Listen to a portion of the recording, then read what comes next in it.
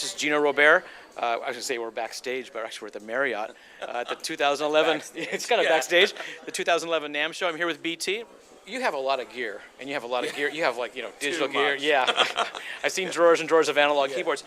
Take me through how you the creative process for you. You have an idea, and you've got all these tools. How do you start a piece, or how do you just get those juices flowing? It's a great question, and for me personally, I find that limiting my tools makes me infinitely more creative. So if I say I have a new plugin, I've got a new soft synth, I have a new synthesizer, I have a new guitar, just in India I bought some beautiful Indian instruments. Wow.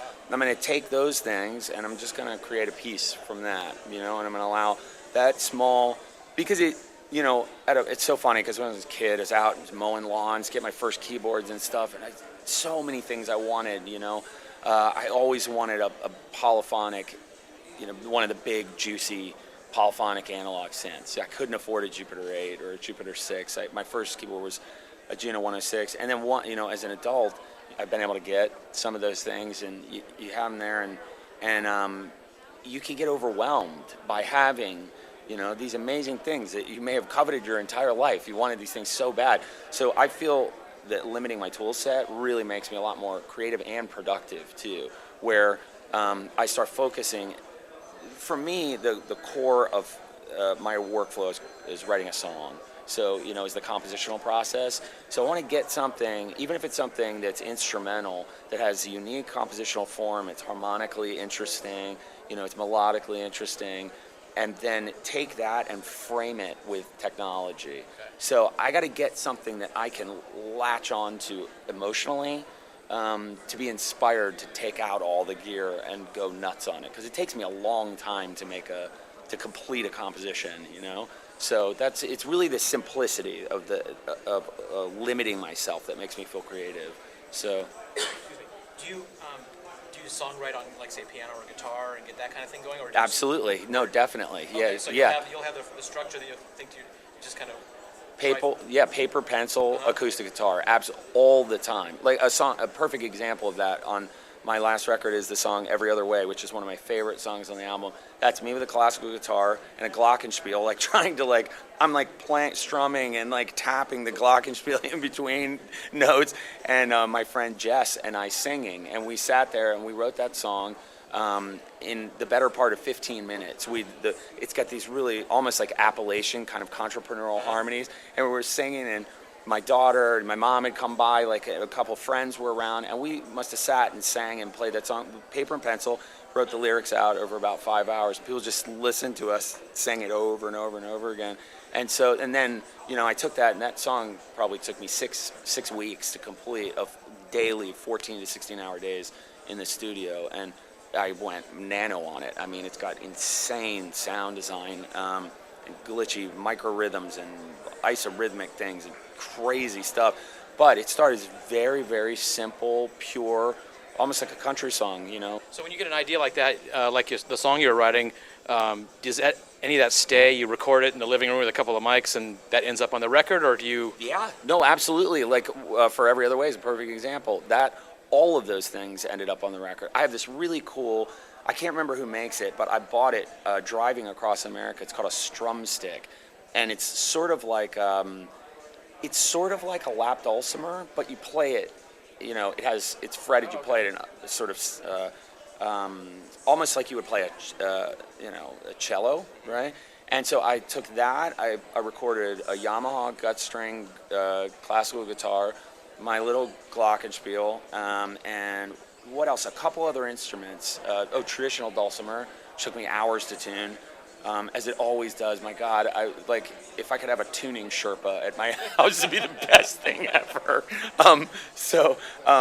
But anyway, we recorded all those things, and then we recorded Jess and part of my vocal on that day, and they all made it in the record. Wow, okay. Yeah. Did you mix at home? Yeah, I mix in the box, as they say. So I do actually really miss a mixing board. And I think if there's anything that I'd like to change about my workflow over the next couple of years, it's such a commitment, though, because I have a room now that is literally it's almost like a mouse for one person. It's not a big room at all, is densely packed with things, but it's very ergonomic, and everything is, there's no patch bay, it's 96 live channels in there. Wow. And so, but it's awesome because you can go to an instrument, you're like, I want the Jupiter 4, okay, cool, I want the 2600, whatever you need is up on the board, and they're gated, and, a little bit of EQ and high pass filter and whatever. So it's very immediate when it's working. We've been having some issues lately. What do you use as an interface for that? We use the a.k.a. interfaces. Okay. And so, and actually that's been kind of our issue because I'm a diehard Logic 7 user.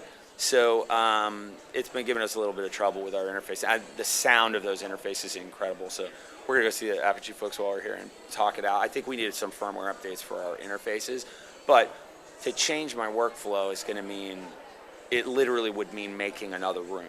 But over the last couple of years, I just miss a mixing board. I grew up on a mixing board, and from literally like Mackey's, and before that, my first album I mixed on a Boss 8-channel mixer, no mid-range EQ, just like the most horrific little pins of treble and bass EQ, and but that aesthetic and that way of working where I just really, really miss. You have a delay line right there, and you throw something into a delay line, and you're kind of nudging 2K on the vocal instead of just riding it. Right. That kind of stuff, I just miss it so much. And so whenever we go to record drums or strings, I find myself sitting there and going, oh my God, even if it's small, I want one of these so bad. So I would never, I couldn't afford, nor would I want to have, you need a technician to go get an SSL or Neve or something like that. They're fun to work on in a studio, and I love particularly the Neve, it's great. But I'm thinking like some kind of little, I don't know, 24-channel thing, where there's no computer there. So I think over the next... So you're really listening. Yeah, exactly. Yeah. That's the difference. Like with the modular stuff, that's what I love about it, is you're not there focused on the computer screen and looking at waveforms and stuff. You're using your ears, and it's a completely different mindset. So I love that about mixing board. I do miss that a lot. Yeah. So you were down in Hall E. What did you see that you liked? Oh my God, downstairs, yeah, you mean? Oh, I don't even know where to start, man. The guys down, the Make Noise guys are just doing the most incredible. I haven't bitten the bullet and gotten a Euro rack. Like literally I'm like, you have a Euro rack? Like everybody I know. Like Michael, your teacher from Berkeley, was talking about his Euro rack. It's Jonathan that works with me over there. The modules for it are astonishing. And the Make Noise guys showed us a granular oscillator that they built yesterday. Wow. And you can record into, I saw a wavetable oscillator that was ridiculous too. But you can record into this granular oscillator, and then you have control of the buffer position and the grain density, size, and voltage control of it? Voltage control of it. And so Richard Devine and I stood there, and we were like high-fiving each other and just freaking out. So I think that those kind of tools are really, it's a specific sort of person that appeals to, but for those of us that it does appeal to, it's like, you don't even know what to say about it. You want it so much. Yeah. So someday, I think when I get really dug in on the next This Binary Universe is when I'll make a modest Euro rack system. You dip your toe and it's all over. No, that's it. Yeah, it's like first one's free. You know what I mean? Exactly. So yeah, I'm scared of it already. So. Yeah. Well, thank you very much for your time, BT. Appreciate it. Pleasure, man. Thank you. Good It's to hang out nice with you. talking to you. Cheers. Cool, man.